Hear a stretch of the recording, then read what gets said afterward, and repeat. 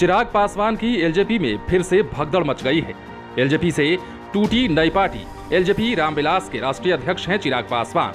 उनकी पार्टी से 2020 के बिहार विधानसभा चुनाव में किस्मत आजमाने वाले बीजेपी और जेडीयू के नेता अब घर वापसी करने लगे हैं। दरअसल चुनाव आता है तो टिकट लेने वाले टिकट टूरिस्ट नेताओं की भीड़ भाड़ बढ़ जाती है। चुनाव खत्म होते ही वे सब भागने लगते हैं। जिनके दम पर चिराग पासवान हरा रहे थे नीतीश कुमार को, वे टिकट टूरिस्टर पर अब भागे जा रहे हैं। डालते हैं ऐसे ही टिकट टूरिस्ट नेताओं पर एक नजर, जो चिराग पासवान को झटका पर झटका दे रहे हैं। सबसे पहले बात करते हैं मनोज सिंह की। 2022 के 2 फरवरी को इन्होंने बीजेपी में अपनी घर वापसी कर ली। सिवान के रहने वाले मनोज सिंह को बीजेपी में मुख्यालय में आयोजित मिलन समारोह में पार्टी के प्रदेश अध्यक्ष संजय जायसवाल ने पार्टी की सदस्यता दिलाई। मिलन समारोह में पार्टी के कई दिग्गज नेता शामिल भी रहे। मनोज सिंह का नेताओं ने जोरदार स्वागत किया।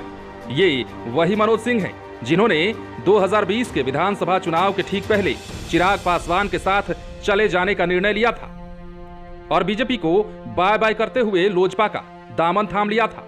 कहा जा रहा है कि अब मनोज सिंह बीजेपी की ओर से सिवान से एमएलसी चुनाव के उम्मीदवार हो सकते हैं। लोजपा में शामिल होने से पहले मनोज सिंह सिवान के एमएलसी थे और बीजेपी के जिला अध्यक्ष भी रह चुके थे। आरजेडी के शासनकाल में मनोज सिंह तत्कालीन सांसद शहाबुद्दीन के दाहिना हाथ माने जाते थे। आरजेडी के ही शासनकाल में मनोज सिंह के भाई मृत्युंजय सिंह की हत्या हो गई थी, जिसके बाद से ही मनोज सिंह ने शहाबुद्दीन का विरोध करना शुरू कर दिया था। ये कई बार दल बदल चुके हैं। साल 2014 का लोकसभा चुनाव जदयू के टिकट पर लड़े थे। साल 2015 के बिहार विधानसभा चुनाव में ये बीजेपी के उम्मीदवार थे, जबकि 2020 का बिहार विधानसभा चुनाव एलजेपी के टिकट पर लड़े थे, लेकिन इन्हें हर बार हार का सामना करना पड़ा। अब ये चिराग पासवान को झटका देते हुए घर में यानी कि बीजेपी में वापसी कर चुके हैं। आगे बात करें तो पूर्व एमएलसी विनोद सिंह ने भी चिराग पासवान और उनकी एलजेपीआर को झटका देते हुए घर वापसी कर ली है। इन्होंने 20 सितंबर 2021 को जेडीयू का दामन थाम लिया था। जेडीयू के राष्ट्रीय अध्यक्ष ललन सिंह ने विनोद सिंह को फिर से पार्टी की सदस्यता दिलाई। तब विनोद सिंह ने कहा था कि जेडीयू को छोड़ना उनसे भूल हो गई थी और उससे भी बड़ी भूल एलजेपी में जाना था। बकौल विनोद सिंह, मैं समता पार्टी के समय से ही नीतीश कुमार के साथ हूँ। एलजेपी में हमें काफी घुटन महसूस हो रही थी। मिलन समारोह में ललन सिंह बोले, विनोद सिंह मधुबनी के कद्दावर नेता हैं। ये बीच में कुछ दिनों के लिए रास्ता भटक गए थे, लेकिन अब ये फिर से अपने घर में आ चुके हैं। अब ये समर्पित होकर पार्टी को मजबूती प्रदान करेंगे। मुख्यमंत्री नीतीश कुमार को मजबूत करेंगे। विनोद सिंह को पार्टी पूरा मान सम्मान देगी। विनोद सिंह पहली बार 2009 में मधुबनी से एमएलसी बने थे। तब इन्होंने मिथिलांचल के कद्दावर नेता राजकुमार महासेठ को हराया था। विनोद सिंह को जेडीयू के समर्थन से बड़ी कामयाबी मिली थी। उस समय से ये नीतीश कुमार के काफी करीब थे, लेकिन बाद में ये रामविलास पासवान के नजदीक पहुंच गए। फिर एलजेपी में शामिल भी हो गए। एलजेपी के टिकट पर ये 2 बार विधानसभा चुनाव लड़े, लेकिन सफलता नहीं मिली। दोनों ही बार हार का सामना करना पड़ा। एक बार फिर नीतीश कुमार ने पहल की और ये जेडीयू में शामिल हो चुके हैं। अब आगे बात करें तो बीजेपी से टिकट टूरिस्टर बनकर एलजेपी का दामन थामने वाली उषा विद्यार्थी भी अपनी घर वापसी कर चुकी है। 27 जनवरी 2022 को इन्होंने बीजेपी में शामिल होने का फैसला किया था। पटना में बीजेपी मुख्यालय में मिलन समारोह का आयोजन किया गया था। इसी मिलन समारोह में उषा विद्यार्थी ने अपने समर्थकों के साथ बीजेपी का दामन थाम लिया। प्रदेश अध्यक्ष संजय जायसवाल ने इन्हें सदस्यता दिलाई। ये पटना के पालीगंज से बीजेपी की विधायक भी रह चुकी हैं। बिहार राज्य महिला आयोग की सदस्य भी हैं। उषा विद्यार्थी बिहार विधानसभा चुनाव के ठीक पहले 7 अक्टूबर 2020 को एलजेपी में शामिल हुई थी। चिराग पासवान ने इन्हें पार्टी की सदस्यता दिलाई थी। इन्हें एलजेपी में लाने की पहल भी चिराग पासवान ने ही की थी। ये पढ़ी लिखी नेता हैं। इन्होंने एमए एलएलबी के साथ साथ पीएचडी की डिग्री भी हासिल कर ली है। उषा विद्यार्थी ने 1992 में राजनीति में एंट्री ली थी। तब से 2020 के सितंबर तक बीजेपी के साथ ही रही। बीजेपी से 28 वर्षों तक जुड़ी रही। संगठन में काम करते हुए विभिन्न जिम्मेदार पूर्ण पदों पर भी रही। बीजेपी के प्रदेश उपाध्यक्ष और प्रदेश प्रवक्ता के पद पर भी काबिज रह चुकी हैं। लेकिन टिकट को लेकर इनकी पार्टी से नाराजगी बढ़ गई थी। पालीगंज से टिकट कटने पर ये नाराज होकर एलजेपी में आ गई, लेकिन एक बार फिर इन्होंने घर वापसी करते हुए बीजेपी का दामन थाम लिया है। यह भी चिराग पासवान के लिए एक बड़ा झटका है। अब आगे रामेश्वर चौरसिया की बात करते हैं।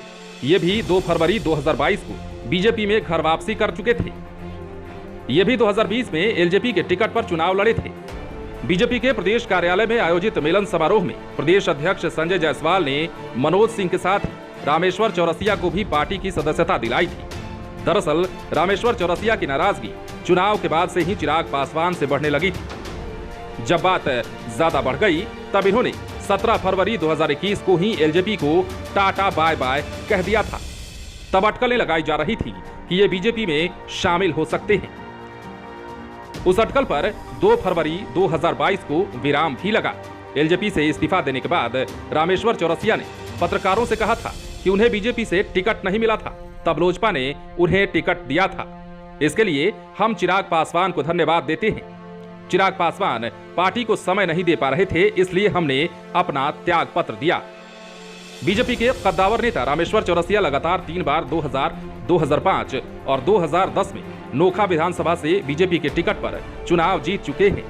इन्हें नीतीश कुमार का घोर विरोधी नेता भी माना जाता है। ये 2015 का विधानसभा चुनाव हार गए थे।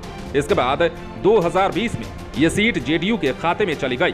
तब रामेश्वर चौरसिया ने नाराज होकर बीजेपी ही छोड़ दी, लेकिन अब ये फिर से बीजेपी के हो चुके हैं। इसके अलावा एलजेपी के 2 फाड़ होने के बाद राजेंद्र प्रसाद सिंह का भी अपने संगठन से मन उचट गया था। इसके बाद उन्होंने भी बीजेपी में अपनी घर वापसी कर ली। 16 जनवरी 2022 को इन्होंने बेतिया में आयोजित कार्यक्रम में बीजेपी की सदस्यता ले ली।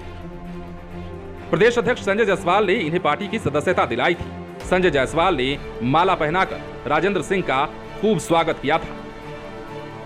बीजेपी में प्रदेश उपाध्यक्ष रहे राजेंद्र प्रसाद सिंह ने 6 अक्टूबर 2020 को बीजेपी से बाहर जाने का निर्णय लिया। इन्होंने एलजेपी का दामन थामा। ये भी दिनारा से टिकट नहीं मिलने से नाराज चल रहे थे। तब एलजेपी के राष्ट्रीय अध्यक्ष चिराग पासवान ने इन्हें पार्टी में शामिल कराया था। सदस्यता दिलाने के साथ साथ चिराग ने इन्हें दिनारा से चुनाव लड़ने के लिए पार्टी का सिंबल भी दे दिया था। दरअसल राजेंद्र सिंह दिनारा विधानसभा सीट से चुनाव लड़ना चाहते थे और एनडीए गठबंधन में यह सीट जेडीयू के खाते में चली गई थी। यहां से जेडीयू ने मंत्री जयकुमार सिंह को उम्मीदवार बनाया था। सीट नहीं मिलने से खफा राजेंद्र सिंह ने चिराग पासवान की पार्टी का सहारा लिया था। 2015 विधानसभा चुनाव में राजेंद्र सिंह बीजेपी के टिकट पर दिनारा सीट से खड़े हुए थे और जेडीयू उम्मीदवार जयकुमार सिंह को जोरदार टक्कर दी थी, लेकिन वो करीब 2700 वोटों से चुनाव हार गए थे। हालांकि 2020 के चुनाव में भी ये लोजपा के टिकट पर चुनाव नहीं जीत पाए। आखिरकार ये एक बार फिर से बीजेपी में लौट आए। आप बने रहे लाइव सिटीज के साथ। यदि आपने इस चैनल को सब्सक्राइब नहीं किया है तो सब्सक्राइब कर लीजिए ताकि हम आपको खबरों से अपडेट रख सकें।